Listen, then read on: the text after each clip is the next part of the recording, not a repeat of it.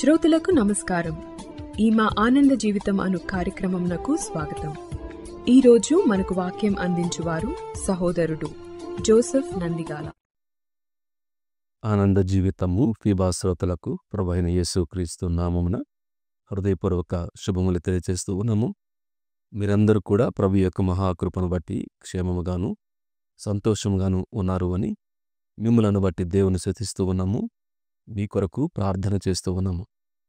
మనము ఈ దినాలలో యేసుక్రీస్తు ప్రభువారు గురించినటువంటి విషయాలను వరుసగా ఆయా కోణాల్లో ధ్యానం చేయడానికి ప్రయత్నం చేస్తూ ఉన్నాము. యేసుక్రీస్తు ప్రభువారు గురించినటువంటి స్పష్టమైనటువంటి అవగాహన అది చాలా ప్రాముఖ్యము అని నేను మరలా జ్ఞాపకం చేస్తూ ఉన్నాను.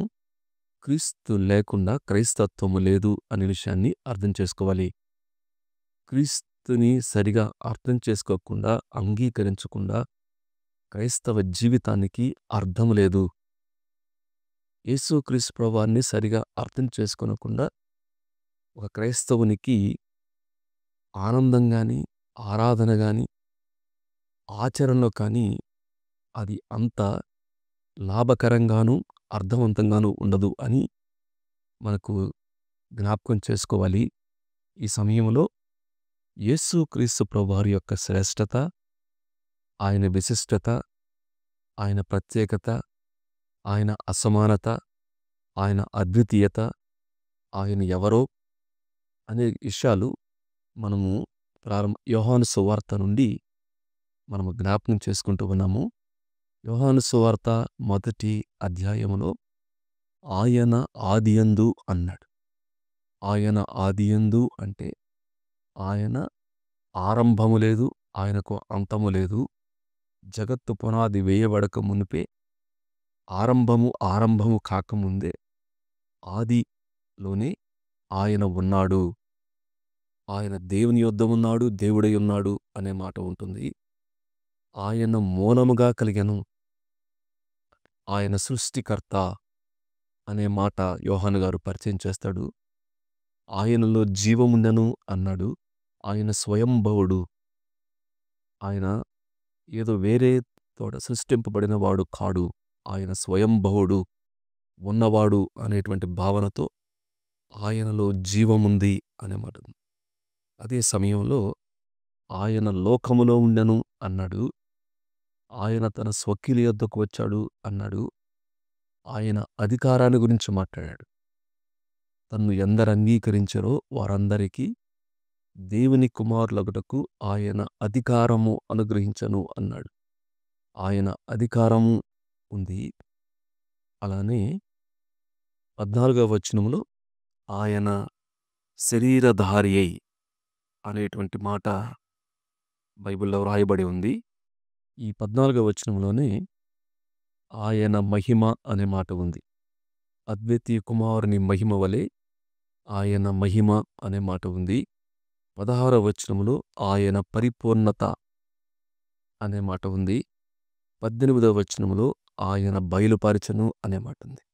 ఇక్కడ ఆయన ఆయన ఆయన అంటున్నప్పుడు యేసుక్రీస్తు ప్రభువారి యొక్క దైవమానవత్వాన్ని, ఆయన యొక్క మొత్తాన్ని క్రోడీకరించి అనేక విధాలుగా యోహాను గారు ఆయన చూసి, అనుభవించి, గ్రహించి, ఆత్మ ప్రేరేపణతో ఇక్కడ చాలా స్పష్టంగా తెలియచేస్తూ ఉన్నాడు. ఏదో ఊహించి కల్పనా కథల్లాగా చెప్పట్లేదు. అందువల్లనే మేము ఏది నిదానించి చూచితమో, మా చేతులు ఏవి తాకెనో, మేము ఎక్కడో చూశామో అవి రాస్తున్నాము అని తన పత్రికల్లో కూడా జ్ఞాపకం చేశాడు. కాబట్టి ఈ సమయంలో యేసుక్రీస్తు ప్రభువారి గురించి అనేక విషయాలు ఇక్కడ చెప్తున్నప్పుడు ఈరోజు మనము 14వ వచనం నుండి ఒక మాట చదువుదాము. యోహాను సువార్త 1వ అధ్యాయము 14వ వచనం. ఆ వాక్యము శరీరధారి అయి కృపాసత్య సంపూర్ణుడుగా మన మధ్య నివసించెను. తండ్రి వలన కలిగిన అద్వితీయ కుమారుని మహిమ వలె మనము ఆయన మహిమను కనుగొంటిమి అన్నాడు. గత వారంలో ఆ వాక్యము శరీరధారి అయి మన మధ్య నివసించను అనే మాటను నేను జ్ఞాపకం చేశాను. దేవుడు శరీరధారి, శరీరాన్ని ధరించుకోవటం అంటే అర్థమేంటిది? మన మధ్య నివసించటము, నివాసము చేయటము, మనలను కలుసుకొనటానికి, మనతో ముచ్చటించడానికి, మన మధ్య జీవించడానికి, మన కొరకు మరణించటానికి ఆయన మన మధ్య నివసించను అనే మాటను నేను జ్ఞాపకం చేశాను. ఈరోజు మనము 14వ వచనంలోని 2వ భాగంలో ఒక శ్రేష్టమైన మాట ఉంది. ఆయన మహిమ. ఈ సమయంలో యేసుక్రీస్తు ప్రభువారి గురించి యోహాను గారు చెప్పినటువంటి అనేక విషయాలలో మరొకటేమిటంటే ఆయన మహిమ అన్నాడు. ఒకటి, ఆయన మహిమను కనుగొంటిమి అన్నాడు. ఆయన మహిమ అన్నాడు. అద్వితీయ కుమారుని మహిమ వలె అనే మాట ఉపయోగించాడు. ఇటువంటి పదాలను సరిగా అర్థం చేసుకోవడానికి ప్రయత్నం చేద్దాం. తద్వారా దాని యొక్క భావం, అందులో ఉన్నటువంటి శ్రేష్టత ఏమిటో, యేసుక్రీస్తు ప్రభువారి యొక్క గురించి ఏమి చెప్పబడిందో అది మనకు కొంత అర్థమవుతుంది. ఇక్కడ కనుగొంటిమి అన్నాడు. బిహెల్డ్, వీ హ్యావ్ సీన్ అనే మాట అన్నాడు. కనుగొంటిమి అనే మాటల అర్థం ఏంటంటే, మేము అర్థం చేసుకున్నాము, ఆయన ఎవరో మేము చూశాము, అది మాకు అర్థమైంది. ఆయనతో జీవిస్తుంటున్నప్పుడు, ఆయన కార్యాలను చూస్తున్నప్పుడు, ఆయన వ్యక్తిత్వాన్ని గమనిస్తూ ఉన్నప్పుడు మాకేమర్థమైందంటే, మాకు ఆయన మహిమ అర్థమైంది. ఇక్కడ కనుగొంటిమి అంటే ఏదైతే అక్కడ ఉందో అది మేము చూసాము. ఏదో మా సొంతంగా మేమేదో ఊహించుకుంది కాదు గాని, ఆయన ఏమై ఉన్నాడో అది మేము చూసాము. వి బిహెల్డ్ హిస్ గ్లోరీ. ఆయన యొక్క మహిమను మేము చూసాము. రెండవది, ఆ కనుగొంటిమి అనే మాటలో మనవారు యురేకా అంటారు కదా, ఒక రకమైనటువంటి ఆశ్చర్యము కనపడుతుంది. ఒక సర్ప్రైజ్ అంటాం కదా, అమేజింగ్ అంటారు. ఒక మాకు ఈ ఒక ఆశ్చర్యంగా మాకు అర్థమైంది అనేటువంటి భావన ఆ కనుగొంటిమి అనేటువంటి మాటలో మనకు అర్థమవుతుంది. ఏమి కనుగొన్నాము అంటే, శరీరధారి అయి మన మధ్య నివసించినటువంటి యేసుక్రీస్తు ప్రభువారిలో మాకు అర్థమైంది, మాకు ఆశ్చర్యంగా మేము చూసింది ఏమిటంటే మహిమ అన్నాడు. ఆయన మహిమ అనే మాట. ప్రియులారా, బైబిల్ గ్రంథములో దేవుని మహిమ అనేది రకరకాల కోణాల్లో వివరించబడింది. ఉదాహరణకి సమీపింపరాని తేజస్సులో ఆయన మాత్రమే వహించుచు అనే మాట. అంటే మహిమ అనేది సమీపింపరాని తేజస్సు అనే అర్థం ఉంటుంది. ప్రకాశము, ఆయన తన్ను తాను మహింపరుచుకున్నాడు అంటే మాటలో ఆయన ప్రకాశము, ఆ వెలుగు అనేటువంటి భావన కూడా ఉంటుంది. అదే సమయంలో దేవుని యొక్క అన్ని గుణగుణాల సమూహమే ఆయన మహిమ. బైబిల్ గ్రంథములో మోషే అనేటువంటి భక్తుడు, దైవజనుడు, దేవుని సేవకుడు, దేవుని స్నేహితునిగా ఉన్నటువంటి వాడు, దేవునితో 40 దినములు రాత్రింబగళ్ళు ఆయనతో పాటు ఆ పర్వతం మీద ఉన్నటువంటి ఆయన కలిగినటువంటి ఆశ ఏమిటంటే, నేను నీ మహిమను చూడాలి అన్నాడు. అప్పుడు ప్రభు ఏమన్నాడు అంటే, నా మంచితనమంతా కూడా నీకు చూపిస్తాను అన్నాడు.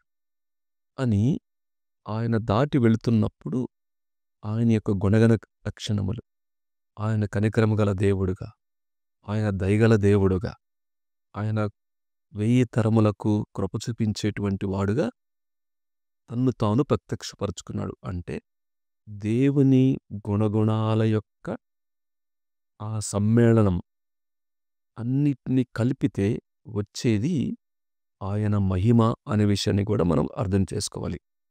ఈ విధంగా అనుకోవచ్చు, ఆయన యొక్క వ్యక్తిత్వము, హిస్ పర్సన్, ఆయన యొక్క మహిమ అంటే ఆ దేవుని యేసుక్రీస్తు ప్రభువారు శరీరధారి అయి మా మధ్య ఉన్నటువంటి యేసుక్రీస్తు ప్రభువారిలో మేము ఆయన దేవుని మహిమను చూశాము. దేవుని యొక్క గుణగణాలు, దేవుని యొక్క లక్షణాలు ఆ పాత నిబంధన కాలంలో ఏ విధంగా మోషే లాంటి భక్తులు దేవుని యొక్క మహిమను షకీనా గ్లోరీ అంటారు. అంటే దేవుడు తన మహిమను నేరుగా చూడలేరు కాబట్టి మనుషులకు the visible glory of God అంటే కనబడేటువంటి రూపంగా తన మహిమను కొంతవరకు కనపరిచాడు. అంటే అగ్ని స్తంభంగానో మేఘ స్తంభంగానో మరొక రూపంలోనో ఉరుముల రూపంలోనో మెరుపుల రూపంలోనో ఆయన తన మహిమను కనపరిచాడు. దాన్ని షకీనా గ్లోరీ అంటారు. ఇప్పుడు మేము ఈయనలో ఆయన మహిమ అంటున్నప్పుడు మేము ఈయనలో ఆ మహిమను చూశాము, మేము కనుగొన్నాము అన్నాడు. కాబట్టి ఎక్కడ కనుగొన్నారు మీరు అంటే ఆయన యొక్క వ్యక్తిత్వం. దేవుడు ఈ విధంగా కృప, కనికరము, శక్తి, అలానే సర్వశక్తి, సర్వజ్ఞానము, సర్వవ్యాపి, ఆయన యొక్క దయ, ఆయన కనికరము, ఆయన కరుణ, ఆయన యొక్క ప్రేమ, ఆయన యొక్క దీర్ఘశాంతము, ఆయన యొక్క కోపము, ఆయన యొక్క ఉగ్రత, ఈ విధంగా ఇవన్నీ కూడా కలిపి ఆయన మహిమను చూపిస్తావో ఈయనలో మేము ఆయన వ్యక్తిగా దైవమానవుడిగా 100% దేవుడు 100% మానవునిగా ఇది మేము చూసినప్పుడు ఆయన వ్యక్తిత్వంలో ఆయన వ్యక్తిగా మేము చూసినప్పుడు మేము దేవుని మహిమను చూసాము, కనుగొన్నాం మేము అన్నాడు. రెండవది ఆయన క్రియలు కూడా ఆయన మహిమను చూసాం. 2వ అధ్యాయం 11వ వచనములో కానాలో నీళ్లను ద్రాక్షారసంగా మార్చడం ద్వారా ఆ మొదటి సూచక్రియ ద్వారా ఆయన తన మహిమను కనపరిచాడు అనే మాట ఉంది. ఆయన వ్యక్తిత్వములో వ్యక్తిగా మేము ఆయన మహిమను చూసాము, ఆయన క్రియలలో మేము ఆయన మహిమను చూసాము. అక్కడ ఆయన లాజర్ను చనిపోయిన వారిని లేపటం ద్వారా, గుడ్డివారికి కన్నులు ఇవ్వటం ద్వారా ఆయన క్రియల్లో అనేక రీతులుగా మేము దేవుని మహిమను చూశాము అన్నాడు. ఇక్కడ ఆయన మహిమ అంటున్నప్పుడు యేసుక్రీస్తు ప్రభువారు శరీరధారిగా ఈ లోకంలో ఉన్నప్పటికీ ఆయన దైవమానవుడిగా ఉన్నాడు. మేమేం చూసాము అంటే ఆయనలో దేవుని మహిమ, ఆయన వ్యక్తిత్వంలో, ఆయన యొక్క క్రియల్లో మేము ఆయన మహిమను చూసాము అనేటువంటి మాట ఇక్కడ జ్ఞాపకం చేస్తూ ఉన్నాడు. రెండవది ఏమన్నాడు అంటే ఆయన మహిమను మేము అర్థం చేసుకుంటున్నప్పుడు అది ఎటువంటి మహిమ అని మాకు అర్థమైందంటే అద్వితీయ కుమారుని మహిమ అన్నాడు. అద్వితీయ కుమారుని మహిమ. అద్వితీయ అంటే ద్వితీయ లేని, అంటే ఆయన తరువాత ఇంకొకరు లేరు, ద్వితీయము రెండవది అంటూ లేదు. అందువల్ల దీన్ని అద్వితీయ అంటే అర్థం ఏంటంటే ఏకైక, ఇంకా వేరే లేని, వేరే రకము లేని, అసమానత, ఇంక దీనికి సమానమైనది ఇంకొకటి లేదు, సాటి లేనిది, దీనికి సరిపోల్చడానికి కూడా ఇంకొకటి ఏది కూడా లేదు. అటువంటి మహిమ, అద్వితీయ కుమారుని మహిమ అంటున్నప్పుడు ఇంకా వేరే ఏది కూడా ఇటువంటి మహిమ ఈయనలాగా ఇంకొకరు ఎవరు లేరు అనేటువంటి మాట ఇక్కడ జ్ఞాపం చేస్తున్నాడు. కాబట్టి క్రైస్తత్వము, యేసుక్రీస్తు ప్రభువారి యొక్క ప్రత్యేకత, ఆయన మహిమ ఏమిటంటే ఆయనలాగా దైవమానవుడు ఇంకెవరు లేరు, ఆయనలాగా క్రియలు చేసిన వారు ఇంకెవరు లేరు. మనం అంటాం కదా, ఇది ఒకే రకమండి, ఈ సీజన్లో ఈ మామిడికాయలు లాంటివి వస్తున్నప్పుడు ఇది ఒక రకమండి, ఈ రకము ఇంకొకటి ఉండదండి అన్నట్టుగా ద్వితీయత లేని యునిక్ అంటాం. ఇంకా ఆయనే, ఆయన తప్ప ఇటువంటి వ్యక్తిత్వం కానీ ఇటువంటి క్రియలు కానీ చేసేవారు ఇంకా ఎవరూ లేరు అనేటువంటి భావన అర్థం కావటానికి అద్వితీయ కుమారుని మహిమ వలె మేము ఆయనను మహిమటువంటిమి. మేము కనుగొన్నాము ఆయన మహిమ గలవాడు. ఆయన ఎటువంటి మహిమ అంటే ఇంక వేరే వారు ఎవరు కూడా ఆయనకు సాటి అయిన వారు, సమమైన వారు ఎవరు లేనటువంటి మహిమను మేము చూసాము అన్నాడు. కాబట్టి ఈ సమయంలో యేసుక్రీస్తు ప్రభువాన్ని అర్థం చేసుకునేటప్పుడు బైబిల్ గ్రంథం చెప్పేది ఏమిటంటే ఆయన అద్వితీయుడు. ఆయనలాగా దేవుడే మానవునిగా ఈ లోకములో వచ్చి 100% దేవుడుగా 100% మానవుడిగా సంపూర్ణ దేవుడుగా సంపూర్ణ మానవుడిగా ఉన్నవారు ఇంకా ఎవరూ లేరు. ఆయన వలె దైవమానవ క్రియలు చేసిన వారు ఇంకెవరూ లేరు. ఆయన లాంటి జన్మ ఇంకెవరికి లేదు. ఆయన లాంటి జీవితము ఏకైక జీవితము. ఆయన క్రియలు అసమానమైనవి, అద్వితీయమైనవి. ఆయన మరణము అద్వితీయమైనది. ఆయన పునరుద్ధానము అద్వితీయమైనది. ఆయన యొక్క బోధ అద్వితీయమైనది.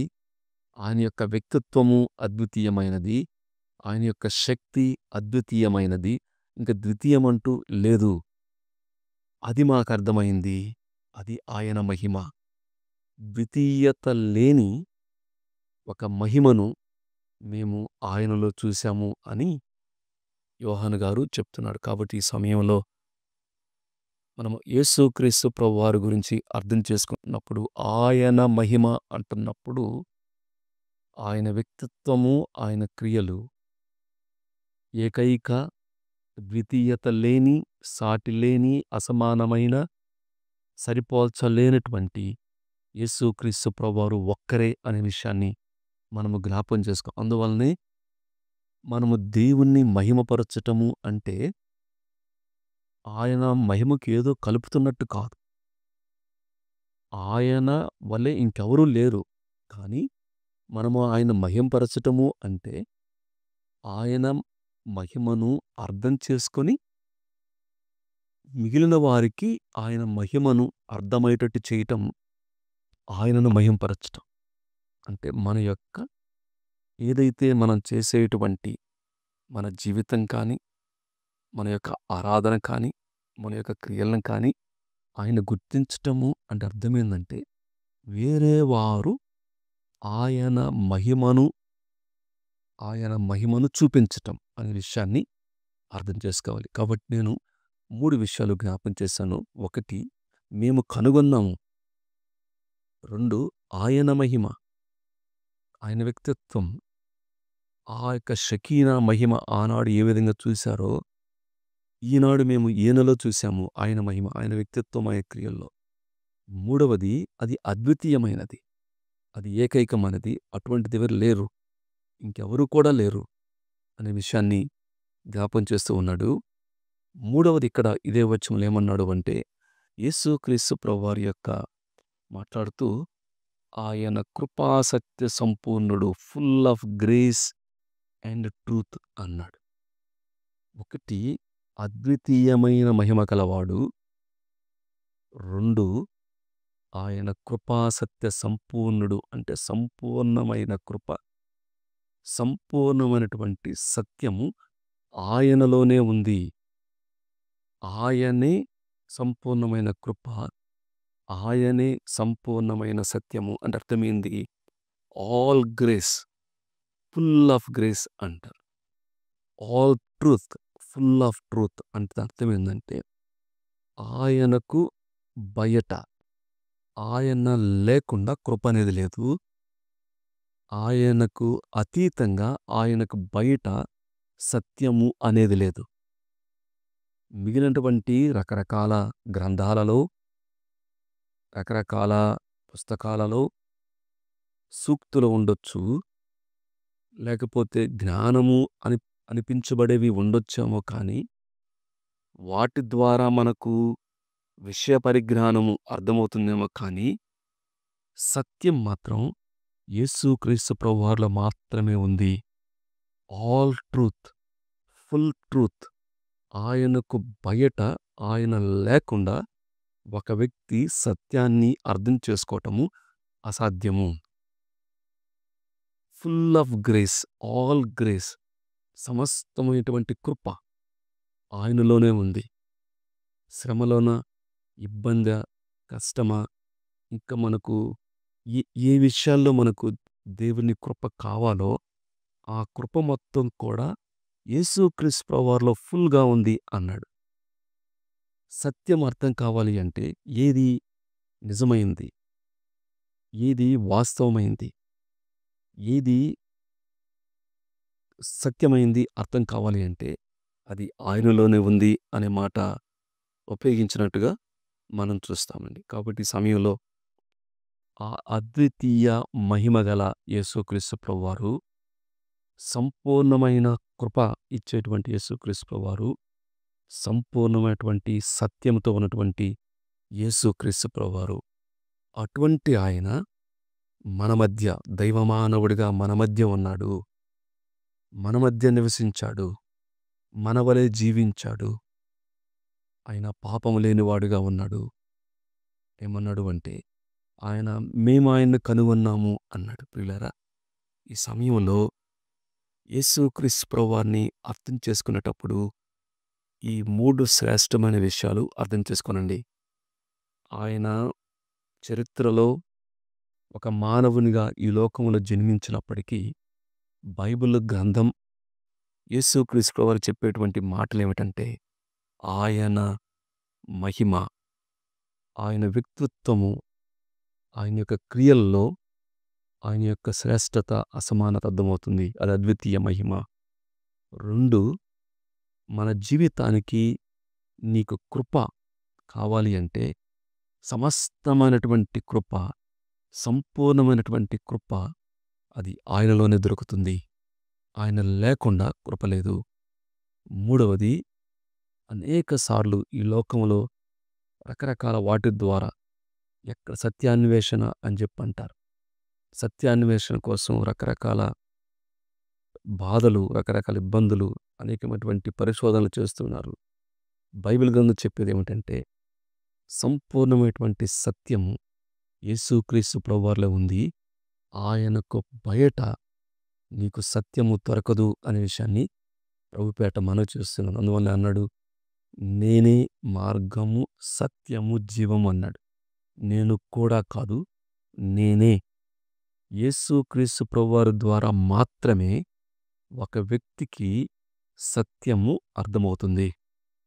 తర్వాత మనం జ్ఞాపం చేసుకుంటాము, ఆ సత్యము ఒక వ్యక్తిని స్వతంత్రుని చేస్తుంది అనేటువంటి మాట బైబిల్ గ్రంథంలో ఉంది. కాబట్టి ఈ సమయంలో ఒకవేళ ఇంకా యేసుక్రీస్తు ప్రభువారి గురించినటువంటి అవగాహన విషయంలో, అర్థం చేసుకునే విషయంలో బైబిల్ గ్రంథం చెప్పే విషయాల్ని మనం అర్థం చేసుకోవాలి.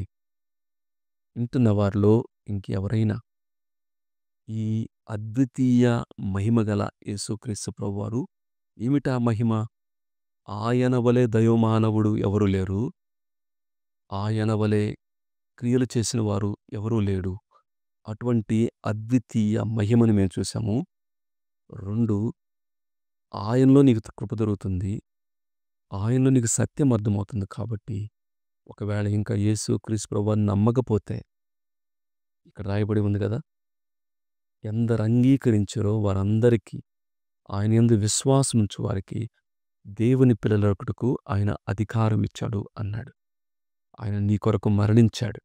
అటువంటి అద్వితీయుడు, కృపాసత్య సంపూర్ణుడు నీ కొరకు, నా కొరకు ఆ సిలువలో మరణించాడు. కాబట్టి దేవా, నేను పాపినయ్యా, నేను జన్మతో పాపిని, నా యొక్క క్రియల ద్వారా పాపిని, ఇదిగో నీవు నాకు ఆ పాపముల కొరకు మరణించావు అని యేసుక్రీస్తు ప్రభువునందు విశ్వాసం ఉంచితే ఆయన నీ పాపములు క్షమిస్తాడు, నీ పట్ల కృప చూపిస్తాడు, నీవు సత్యములోకి వస్తావు, దేవుని యొక్క మహిమను నీకిస్తాడు. ఏ భేదము లేదు. అందరూ పాపం చేసి దేవుడిచ్చు మహిమను పొందలేకపోతున్నారట. అయితే ఎవరైతే యేసుక్రీస్తు ప్రభునందు విశ్వాసం ఉంచుతారో వారికి ఏముందంటే ఆయన మహిమను మనకిస్తాడు అనే మాట బైబిల్ గ్రంథంలో వ్రాయబడింది. నమ్ముకున్న వారు ఏం చేయాలి అంటే యేసుక్రీస్తు ప్రభువారి గురించి కేవలము ఆయనేదో స్వస్థపరిచేవాడుగా, ఆయనేదో అప్పులు తీర్చేవాడుగా, మన కాపలా ఉండేవాడుగా, మనం చెప్పేటువంటి చేసేవాడుగా అట్లా మాత్రమే అర్థం చేసుకోనకుండా బైబిల్ గ్రంథంలో ఆయన యొక్క అద్వితీయ మహిమను, సంపూర్ణమైనటువంటి కృపను, సంపూర్ణమైన సత్యాన్ని అర్థం చేసుకుంటూ ఆయనలో ఆనందించడానికి, ఆయన్ని ఆరాధన చేయడానికి, ఆయన వలె జీవించడానికి పరిశుద్ధాత్మ దేవుడు మనకు సహాయం చేయనుగాక. దేవుడి వాక్య భాగాన్ని దీవించి ఆస్వాదించునుగాక. ఈ కార్యక్రమమును గూర్చి మీ సలహాలు మరియు మీ ప్రార్థనా అవసరతల కొరకు మమ్మను సంప్రదించవలసిన మా ఫోన్ నంబర్ 948585085039 మరియు ఈమెయిల్ ఐడి info@fibaonline.org. మా ఫోన్ నంబర్ మరొకసారి 9480585039. Email ID info@fibaonline.org.